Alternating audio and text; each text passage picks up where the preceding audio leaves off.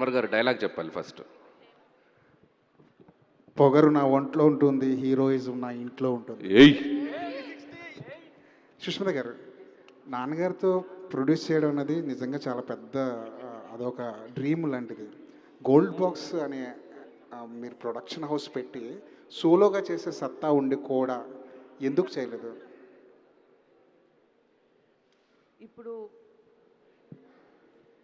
ఇప్పుడు ఇప్పుడు మనకున్న ఆపర్చునిటీస్లో అండి గుడ్ స్టోరీస్ దొరకడం అండ్ గుడ్ టీమ్ దొరకడం అన్నది it's a big blessing. So అలాంటి బాగా ఫ్రెండ్లీగా ఉండి అండ్ సేమ్ మైండ్ సెట్ ఉన్న టీమ్స్ ఉన్నప్పుడు కలిసి చేయడం అన్నది it's the most you know wise thing. And collaborative work ఎప్పుడు is been a better work then working solo అండి. And whole industry is like a family.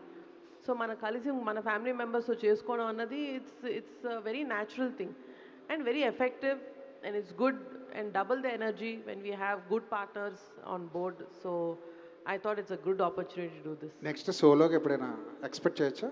Definitely అండి. అంటే అలాంటి ఆపర్చునిటీస్ వస్తే we'll never miss it and we'll always be trying for good stories. Good stories రావడం అన్నది is are prime Moto. మీరు సెట్కి వెళ్ళినప్పుడు చిరంజీవి గారి వెల్కమింగ్ ఎలా ఉండేది? ప్రొడ్యూసర్ గారు వస్తున్నారు అన్నట్టు చూసేవాళ్ళు ఆయన?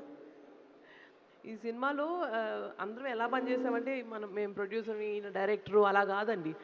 ఈయన చెప్పినట్టు ఒక క్లాస్ రూమ్ లాగా అందరం కలిసి lots of fun and the energy of the energy ఎక్కడి నుంచి వచ్చిందంటే ఆ స్టోరీ నుంచి వచ్చింది. ప్లస్ ఈయన అనిల్ గారి దగ్గర నుంచి. ఈయన అసలు ఎవరిని కూర్చొనివ్వరు, ఎవరిని ఇలా ఒక డల్ మూమెంట్ ఉండదు. ఈయనతో ఉన్నప్పుడు ప్రతిసారి ప్రతి మూమెంట్ నవ్వు, ఫన్, ఎంటర్టైన్మెంట్.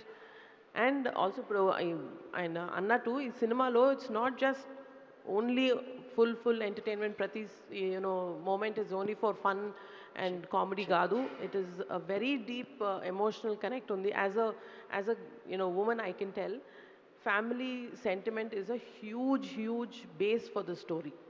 సో అందుకనే it's going to be a family entertainer. అంటే not just for comedy and entertainment but it's a huge families అంటే ఎలా ఉండాలి, wife and husband and children తోటి ఎమోషన్స్, ఆ బాండ్ ఎలా షేర్ చేసుకోవాలనేది చాలా బ్యూటిఫుల్గా చూపించారండి.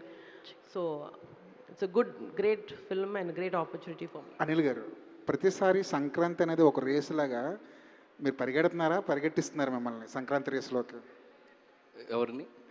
మీరు పరిగెడుతున్నారా కావాలని, లేదంటే ప్రొడ్యూసర్స్ పరిగెట్టిస్తున్నారా సంక్రాంతి రేసులో? అంటే నేనే పరిగెడుతున్నానండి, మొహోటలే. నాకు చెప్పాను కదా ఇందాక, సంక్రాంతి అంటే నాకు తెలియని ఒక కనెక్ట్ ఉంది. అంటే ఏదో స్కూల్కి హాలిడేస్ ఇస్తే మన చుట్టాలింటికి వెళ్ళి వాళ్ళతో ఇందా చెప్పినట్టు సరదాగా టైం స్పెండ్ చేస్తానని. సో సంక్రాంతికి థియేటర్లో ఉండే వైబ్ వేరు అండ్ వచ్చే ఆడియన్స్ సెటప్ వేరు. చాలా చాలా చేంజ్ ఉంటుంది సంక్రాంతికి వచ్చే ఆడియన్స్ కూడా. చాలా రూటెడ్ నుంచి కింద ఉన్న అందరూ ఫ్యామిలీతో సహా, అమ్మలు, అమ్మమ్మలు, నానమ్మలు, అక్కడ అందరూ సరదాగా ఫ్యామిలీతో కలిసి ఒక సినిమా చూస్తారనుకునే స్పేస్ అది. సో అక్కడ ఒక మనం మంచి ఎంటర్టైనర్స్, ఒక ఫీల్ గుడ్ ఫిల్మ్స్ చేయిస్తే ఇంకా బాగుంటుంది. అండ్ నా జోనరు, నా స్ట్రెంగ్త్ నాకు అక్కడే కనపడుతుంది. సో వై నాట్ అని చెప్పి I'm trying for that. Hope audience మనల్ని ఎంకరేజ్ చేసినంతకాలం విల్ ట్రై ఫర్ దట్. కుదరినప్పుడు మనం ఏం చేయలేం. అనిల్ గారు, సార్ అనిల్ గారు, నిశాంత్ గారు ఇందాక డైలాగ్ ఒక నెల రోజులు సాగు కొడతానన్నారు. ఇది అయిపోయాక ఓకే, నెల రోజులు సాగు కొడతానన్నారు. కానీ మీ నెల రోజులు ఏంటంటే కొంచెం సరదాగా ఉంటుంది, మిగిలిన ప్రమోషన్స్ కొంచెం సీరియస్గా ఉంటాయి. మీరైతే ఇలా కూర్చోబెట్టి ఏదో కాస్త సరదాగా ఆడిస్తూ ఉంటారు. అండ్ డైలాగ్ విషయానికి వచ్చే ముందు ఒక 2 జనరేషన్ స్టార్స్, వెంకటేష్ గారు, చిరంజీవి గారు, మనలో చాలామంది వాళ్ళిద్దరిని చూస్తూ పెరిగాం. అసలు the most exciting factor of Sankranti ఏంటంటే వాళ్ళిద్దరినీ ఒక స్టేజ్ మీద చూడడం. ఇన్ఫ్యాక్ట్ మీరు చాలా లక్కీ వాళ్ళిద్దరినీ డైరెక్ట్ చేయగలగడం. అండ్ వీఆర్ లక్కీ ఇప్పుడు ఏంటంటే ఇద్దరినీ కలిసి చూడడం. Eagerly waiting. ఇక్కడ వాళ్ళిద్దరినీ తీసుకొచ్చుంటే చాలా బాగుండేది. ఖచ్చితంగా వాళ్ళిద్దరు ఒక స్టేమేజ్కి వస్తారు. అది ఫర్దర్గా వేరే ఈవెంట్లో ప్లాన్ చేస్తాం. అండ్ డైలాగ్స్ విషయానికి వస్తే చిరంజీవి గారు డైలాగ్స్ చెప్పడం చాలా కష్టం. ఎందుకంటే చాలామంది చాలా పెద్ద డైలాగులతో చాలా ఇంప్రెసివ్గా మాట్లాడతారు. కానీ చిరంజీవి గారు బ్యూటీ ఏంటంటే చాలా చిన్న డైలాగ్స్ ఉంటాయి. ఆ చిన్న డైలాగ్స్లోనే మ్యాజిక్ ఉంటుంది, అదేంటో అర్థం కాదు. అండ్ మెయిన్లీ గ్యాంగ్ లీడర్లో చేయి చూసావా ఎంత రఫ్గా ఉందో, రఫ్ ఆడిచ్చేస్తా అనే డైలాగ్ కానీ, లేకపోతే ముఠా మేస్త్రిలో మరీ స్పీడ్ అయిపోకు స్టోరీ మార్చేస్తా అనే డైలాగ్, చాలా సింపుల్ డైలాగులు. చూడడానికి ఏంట్రా ఇంతే ఉన్నాయన్నారు కానీ అది ఒక బ్యూటీ యాడ్ చేస్తారు అనమాట. అది. అండ్ క్వశ్చన్ విషయానికి వస్తే 12th అనౌన్స్ చేశారు సంక్రాంతి డొమెస్టిక్ మార్కెట్స్కి. ఇంకా అయ్యో సార్ ఊరుకోండి సార్. డొమెస్టిక్ మార్కెట్స్కి తిరుగులేని డేట్. బట్ ఒక చిన్న డౌట్ ఏంటంటే ఓవర్సీస్ మార్కెట్ మండే రిలీజ్ అంటే ప్రీమియర్స్ ఆటోమేటిక్గా సండే వస్తాయి. సండే యూజువల్గా ఓవర్సీస్లో కొద్దిగా స్లో ఉంటుంది, అక్కడి నుంచి మళ్ళీ వీక్ డేస్. మరి దాన్ని ఎలా కాంపన్సేట్ చేయాలని ప్లాన్ చేస్తున్నాను, ఎందుకంటే ఈవేళ నైజాం ఎంతో అమెరికా కూడా అంతే పెద్ద మార్కెట్ అయిపోయింది కదా. నాకు తెలిసి we're aiming for long run అండి. అంటే సంక్రాంతికి వస్తున్నాం కూడా మనం యాక్చువల్గా వీకెండ్ రాలేదు. అండ్ ట్యూస్డేనో ఐ థింక్ మండే ట్యూస్డేనో పడ్డాయి. అట్లీస్ట్ ఇది సండే పడుతుంది, సంక్రాంతి కోసం మండే పడింది ప్రీమియర్స్, ట్యూస్డే రిలీజ్ అయింది. But revenue it's like almost 3 million చేసింది Sankranthiki Vasthunnam full run. So cinema content కనుక ఆడియన్స్కి నచ్చుతుంది అని ఉంది. మాకేంటంటే ఫెస్టివల్కి సాధ్యమైనంత దగ్గరగా ఉంటే బాగుంటుంది అనేది స్ట్రాటజికల్గా ప్రొడ్యూసర్స్ కానీ డిస్ట్రిబ్యూటర్స్ కానీ వాళ్ళందరూ మాట్లాడుకున్నారు. ఏంటంటే సో భోగి 14th 13th, చాలామంది 13th అంటున్నారు, 14th అంటున్నారు. సో పండుగ ఎంత ఉంటే దగ్గరగా ఉంటే అంత బాగుంటుంది అనే ఒక చిన్న దీంట్లో 12th ఫిక్స్ చేసామండి. సాహు గారు సార్, మొత్తం డిస్కషన్ అంతా టికెట్ రేట్లు ప్రీమియర్స్ వీటి మీద నడుస్తుంది. కోర్టుల దాకా వెళ్ళింది. మినిస్టర్ గారు కూడా చెప్పారు ఈ ప్రీమియర్స్ ఉండవు ఇక ఇదని చెప్పి. ఆబ్వియస్లీ మీ బ్యానర్లో ఇదే హైయెస్ట్ బడ్జెట్ సినిమా అయి ఉంటుంది.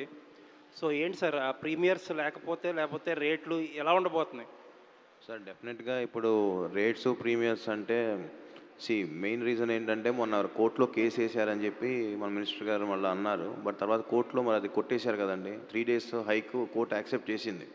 సో డెఫినెట్గా ఏదో ఒక ఇబ్బందులు ఉంటాయి కానీ బట్ మీరు సినిమా టికెట్ రేట్స్కి వస్తే మనం పెంచేది 50 rupees 75 rupees only for those 3-4 days.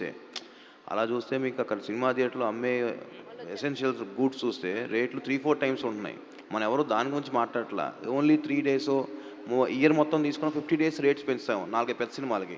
దాని గురించి మాట్లాడుతున్నారు కానీ ఇయర్ లాంగ్ బాగా ఎక్సెసివ్ ప్రైజింగ్ ఉన్న వాటి గురించి ఎవరు మాట్లాడట్లా. యాక్చువల్ చిరంజీవి గారు కూడా దీని గురించి డెఫినెట్గా అడ్రస్ చేస్తా అన్నారు ఫ్యూచర్లో. ఎందుకంటే మీరు చూస్తే ఒక్కొక్క థియేటర్లో ఒక రేట్లు ఉన్నాయి. నేను మొన్న విమల్లో వెళ్ళాను మన అక్కడట్టు, అక్కడ రేట్స్ రీజనబుల్గా అనిపించింది నాకు. మీరు అదే మూవీ వేరే మల్టీప్లెక్స్లో అయితే 3-4 times ఉన్నాయి. నేను అనేది ఏంటంటే మనం మ్యాక్సిమం ఇయర్ మొత్తంలో ఒక 50 రోజులు టికెట్ రేట్ల గురించి మాట్లాడుతున్నాం కానీ ఇయర్ లాంగ్ ఈ ప్రైస్ గురించి మనం మాట్లాడట్లా. అవి ఇంకా మోర్ డ్యామేజ్ చేస్తున్నాయి కదా ఆడియన్స్ థియేటర్ రాకుండా అంట. నేను all the best sir. Thank Anil గారు సార్, తెలుగు భాషలో నాకు నచ్చని ఒకే ఒక్క పదం క్షమించడం. మీ మీద కెమెరా ఉందా? తారక్ గారు కెమెరా పెట్టండి. ఆయన పాపం డైలాగ్ చెప్పారు. కెమెరా వంశీ అట్లే వంశీ ఆయన అంత మోడ్యులేషన్ అంత. మీరు టేక్ చెప్పండి సార్. రెడీ యాక్షన్ అని చెప్పండి. Ready, roll camera, action. Telugu భాషలో నాకు నచ్చని ఒకే ఒక్క పదం క్షమించడం.